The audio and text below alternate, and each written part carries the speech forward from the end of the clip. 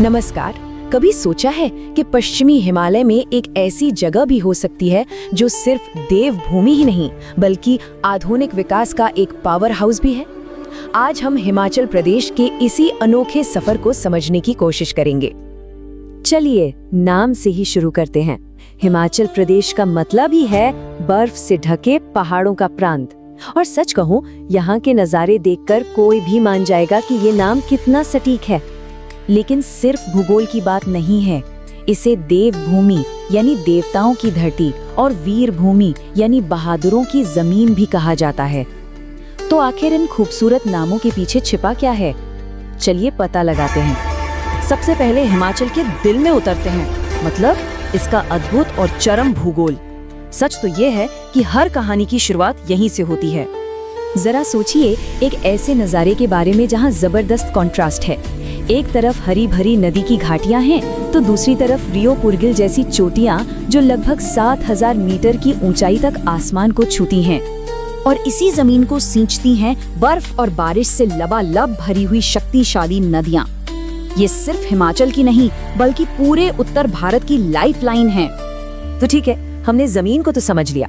अब चलिए जरा वक्त में पीछे चलते हैं और देखते हैं कि ये ऊबड़ खाबड़ इलाका कैसे बसा और फिर आज का हिमाचल प्रदेश कैसे बना। हिमाचल का आज के स्वरूप तक पहुंचने का सफर काफी लंबा और दिलचस्प रहा है। सोचिए, सिंधु घाटी सभ्यता के प्राचीन लोगों से लेकर महमूद गजनवी की जीत तक और फिर आजादी के बाद भारत में इसके जुड़ने तक, हर एक मोड़ ने इसकी कहानी को एक नया आकार दिया है। तो अब सबसे बड़ा सवाल कि इतने चुनौतीपूर्ण भूगोल में लोग समृद्धि कैसे ला सकते हैं? हिमाचल के लोगों ने इसका एक बहुत ही अनोखा तरीका निकाला है। उन्होंने अपने भूगोल को कोई बाधा नहीं बल्कि अपनी सबसे बड़ी ताकत बना लिया है। सबसे पहले तो बात करते हैं नदियों की ताकत की। हिमाचल में 27,000 मेगावाट से ज्यादा की हाइड्रो इलेक्ट्रिक पोटेंशियल है। ये इतनी ज्यादा क्लीन एनर्जी है कि न सिर्फ पूरा राज्य रोशन होता है बल्कि इसे बेचकर आय का एक बड़ा जरिया भी बनता है। फिर आती है यहाँ की उपजाऊ ढलानें। ये ढलानें 3,500 करोड़ रुपए से भी ज्यादा की विशाल सेब इंडस्ट्री को जन्म देती हैं। हिमाचल के सेब तो पूरे भारत में मशहूर हैं और इसी वजह से इसे देश का फलों का कटोरा भी कहा जाता है। और अब एक हैरान करने वाली बात, खेती से थोड़ा अलग, हिमाचल आज एशिया का फार्मा हब बन चुका है। जी हाँ, यहाँ 650 से ज्यादा दवा कंपनियां हैं जो इकोनॉमी में 40,000 करोड़ रुपए का योगदान देती हैं। कमाल है ना? लेकिन आर्थिक कहानी सिर्फ यहीं तक नहीं है। खुबानी और चेरी से लेकर दुनिया भर में मशहूर कांगड़ा चाय तक और एडवेंचर स्पोर्ट्स से लेकर मन मोह लेने वाली सुंदरता पर टिका टूरिज्म सेक्टर तक, हिमाचल की अर्थव्यवस्था भी इसके भूगोल जितनी ही डाइवर्स है। हमने जमीन और अर्थव्यवस्था को तो देख लिया, पर उन लोगों के बारे में क्या जो इसे अपना घर कहते हैं? चलिए अब हिमाचलियों से मिलते हैं और उनकी अनोखी और जिंदा दिल संस्कृति में थोड़ा डूबते हैं। यहाँ की ज्यादातर आबादी हिंदू है और ये आस्था राज्य के रोजमर्रा के जीवन और सांस्कृतिक ताने बाने में बहुत गहराई से जुड़ी हुई है। इसे यहाँ के अनगिनत मंदिरों से लेकर रंगीन त्योहारों तक में महसूस किया जा सकता है। और ये आंकड़ा वाकई में देखने लायक है। हिमाचल की लगभग 90% आबादी आज भी गाँव में रहती है। ये एक ऐसा राज्य है जिसका दिल आज भी अपनी जमीन और छोटे समुदायों से गहराई से जुड़ा हुआ है।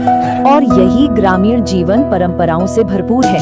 सोचिए, घाटियों में गूंजती अनोखी पहाड़ी भाषाएं, विश्व प्रसिद्ध कुल्लू शॉल का बारीक काम और वो जबरदस्त त्योहार जो पूरे समुदाय को एक साथ ले आते हैं। तो हमने एक ऐसा राज्य देखा जो परंपराओं से जुड़ा है और जिसकी आबादी ज्यादातर ग्रामीण है। अब सवाल ये है कि ये आज की आधुनिक दुनिया में कैसे फिट बैठता है। अपने आखिरी हिस्से में हम जानेंगे कि कैसे हिमाचल सामाजिक विकास का एक हैरान कर देने वाला मॉडल बन गया है। हिमाचल की प्रगति की अविश्वसनीय कहानी शायद एक ही आंकड़े से सबसे अच्छी तरह समझी जा सकती है और वो है लिटरेसी। आजादी के वक्त ये सिर्फ 8% थी और 2011 तक ये 83% से ज्यादा हो गई। ये एक असाधारण छलांग है। मानव विकास के प्रति ये कमिटमेंट हर जगह दिखाई देता है। हिमाचल लगातार भारत के सबसे कम भ्रष्ट राज्यों में से एक रहा है। इसने लगभग हर घर तक बिजली पहुंचाई है और सफाई और शिक्षा तक सबकी पहुंच सुनिश्चित की है। एक पहाड़ी राज्य के लिए ये सब सच में असाधारण उपलब्धियां हैं। और ये हमें एक आखिरी और बहुत ही महत्वपूर्ण सवाल पर लाता है। हिमाचल प्रदेश इस बात का एक शक्तिशाली उदाहरण है कि तरक्की के लिए अपनी संस्कृति या पर्यावरण की कीमत चुकाना जरूरी नहीं है। ये साबित करता है कि पहाड़ों को छोड़कर नहीं, बल्कि उन्हें अपनाकर एक आधुनिक और समृद्ध समाज बनाया जा सकता है। शायद यही सबसे बड़ी सीख है जो ये देवभूमि हमें सिखा सकती है।